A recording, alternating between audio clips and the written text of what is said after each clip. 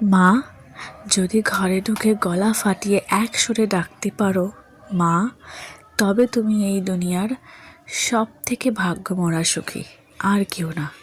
যদি বৃহস্পতিবার নিরামিষ পাতে একটা ডিমের ভাজা এসে পড়ে, এর চেয়ে পাওয়া আর কি থাকতে পারে?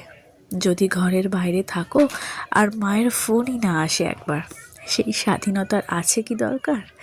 যদি জ্বরের সময় কারণ হয় ফোন, বুঝে নিও ওটা তোমার মায়েরই মন। যদি বোতলে জল ভরা হয় প্রথম উপার্জন, তবে সার্থক তোমার কর্মজীবন। হাজার স্মৃতি দিয়ে মরেছ এ জীবন, তুমি ছাড়া শূন্য হতো প্রতিক্ষণ। মা। জানো তো, কিছু খুঁজে না পেলে যা ইচ্ছে বলে দিতাম। রান্নার নুন কম হলে মুখ বেঁকাতে ভুলতাম না। 18 বছর বয়স হয়ে গেছে বলে বারণও শুনতাম না।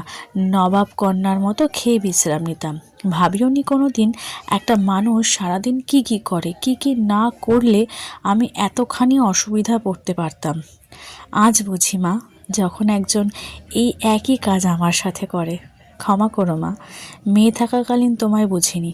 আজ মা হয়ে বুঝতে পারছি, মা হওয়া এতটাই সহজ কথা নয়।